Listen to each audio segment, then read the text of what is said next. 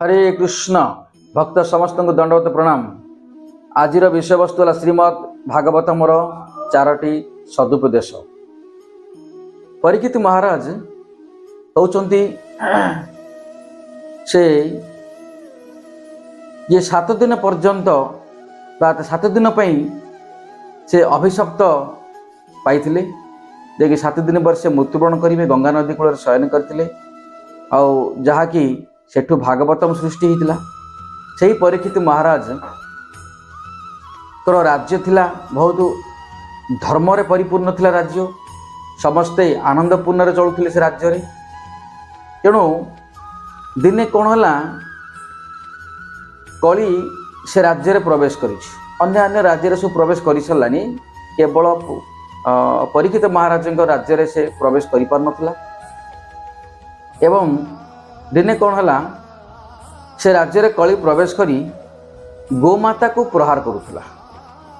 परीक्षित महाराज दिने से बाट दी जाउथिले आ देखिले जे मो राज्य रे गो रक्षा करा जाए, समस्त को ब्राह्मण को रक्षा करा जाए आउ जनसाधारण को रक्षा करा जाए, ताहले मो राज्य रे गोमाता को किए प्रहार करुछि। देखिले कली पाखक आसिले, कली की पचारे तुमे किए ना? कली कहले जे हे महाराज, जेहेतु भगवान मते सृष्टि करचंती ए कली रे मो विनाश रचिबा पई, तेणु मु ए कली रे प्रवेश केमिति करिवि आ मते आपण कहंतु। जेतबे परीक्षित महाराज रागिकी क्रोध होइकी कली कहले मु तते प्रहार करिवि, कली संगे से आसी महाराज को गोड़ धरि कहला जे हे परीक्षित महाराज मते बंचांतु, कहना मु भगवान के द्वारा निर्देशित ये कलिजुग आरंभ हो मोर कली प्रभाव मते देखा पड़ो, आ लोकों पाखे पहुँचा पड़ो, लोकों को विभिन्न बार कली द्वारा बांधिकी रखा पड़ो। तेणु परीक्षित महाराज कहले ठीक अच्छे, तुम्हें जदि एत काकुति मिनती होच ताले तुम्हें रहिबा को चाहूच ए राज्य रे, तुमको 4टी नियम मानिबा को पड़ो। कौन से नियम ना? यदि कौन सी मनुष्य मांस आहार करिवो, मांस भक्षण करिवो, ताहाले तुम तांको पाखरे बास करिवो। देखो जा घरे जे आमिष खाए सब घरे कली आरंभ हुए, झगड़ा हुए, अशांति हुए। तेणु जोठारे मांस आहार करिवे तमे तांको पाखरे जाइबो। यदि मांस आहार कले मनुष्य कौन क्षति हेबो ना? जीव प्रति दया सृष्टि हेबो नाही। जीव प्रति दयाटा नष्ट हो जदि आमिष खाइबो। तेणु कलिजुगे परीक्षित महाराज तांको प्रथम पाद स्थान देले काहाकू? कली को। तुम जो लोक आमिष भक्षण कर तुम्हें तांको पाखरे बास कर। द्वितीय पाद कौन ना? निशा द्रव्य सेवन। कली रे कलिजुगे जो मनुष्य निशा द्रव्य सेवन कर, निशा मादक द्रव्य, चा, पान, बीड़ी, सिगारेट, सुरासार, जेते प्रकार निशा द्रव्य सेवन करिवे तुम्हें तांको पाखरे बास करिवो। यदि निशा द्रव्य सेवन कले मनुष्य कौन क्षति हेबो ना? तपस्या करने इच्छा शक्ति कमी। आम जो प्रतिदिन भगवान को सेवा कर से गोटे प्रकार तपस्या, जप कर से गोटे तपस्या, राति पाइले आम भगवान मंदिर जाऊँ से गोटे तपस्या।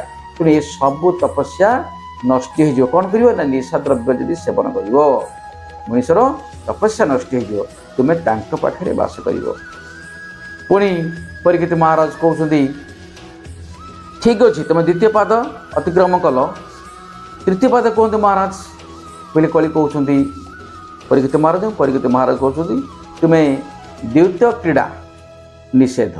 कौन सी मनुष्य यदि द्वैत क्रीड़ा माने खेल कूद, ताश, लटरी, पशा, ये जिते सब खेल अच्छी, खेल द्वारा कौन मनुष्य क्षति हुए ना? वचन बा सत्यता नष्ट हो जाए।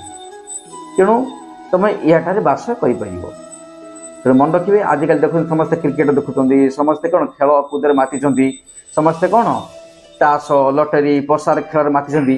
देखो से पाखे कली बास करें जापारे कि आम घर घर सब अशांति हो।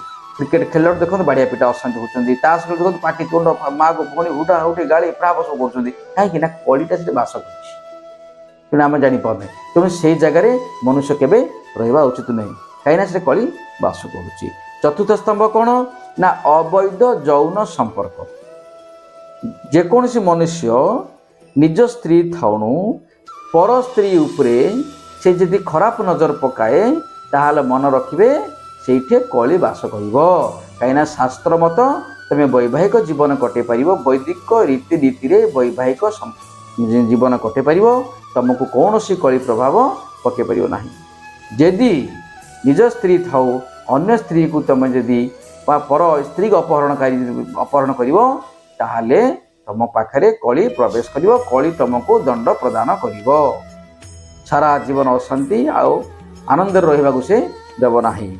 ପଞ୍ଚମ ସ୍ତମ୍ଭ ରହିଲା, ମହାରାଜ କହିଲେ କ'ଣ ନା କୌଣସି ସୁନା ପିନ୍ଧିଥିବା ସ୍ୱର୍ଣ୍ଣ ଜାଗାରେ ମଧ୍ୟ ସେ କଳି ପ୍ରବେଶ କରିବେ। ତେଣୁ କଳି ରାଜି ହେଇଗଲେ ଠିକ୍ ଅଛି, ମୁଁ ଏଇ 4ଟି ସପୁଦେଶ ଆଉ ରାଜାଙ୍କର ଏଇ ଗୋଟିଏ ଉପଦେଶ, ତେଣୁ 5ଟି ଯେଉଁ ଉପଦେଶ ଦେଲେ ସେ 5ଟି ଉପଦେଶ ଜାଗାରେ ମୁଁ ରହିବି, ନହେଲେ କଳିକି ମାରିଦେବେ ପରୀକ୍ଷିତ ମହାରାଜ। ତେଣୁ ସେ ବାଧ୍ୟ ହୋଇକି କଳି ଏ 5ଟି ଯିଏ ସୁନା ପିନ୍ଧିଥିବ, ଯିଏ ସ୍ୱର୍ଣ୍ଣ ଅଳଙ୍କାର ଧାରଣ କରିଥିବ ତାଙ୍କ ପାଖରେ ମଧ୍ୟ ସେ ବାସ କରିବେ। ତେଣୁ କଳି ବାସ କେଉଁଠି କଲେ କଳି ଯୁଗରେ ନା 5ଟି ଉପଦେଶ। କେଉଁଠି ନା ଯିଏ ମାଂସାହାର କରିଥିବ, ଯିଏ ନିଶାଦ୍ରବ୍ୟ ସେବନ କରୁଥିବ, ଯିଏ ଦ୍ୱୈତ କ୍ରୀଡ଼ା ବା ଖେଳକୁଦରେ ନାଚିଥିବ, ଆଉ ଯିଏ ଅବୈଧ ଯୌନ ସମ୍ପର୍କ ନିଜ ସ୍ତ୍ରୀ ଥାଉଣୁ ଅନ୍ୟ ସ୍ତ୍ରୀ ଯଦି ଆମେ ଖରାପ ଦୃଷ୍ଟିରେ ଦେଖିବା ତାହେଲେ ସେଇଠି କଳି ବାସ କରିବ।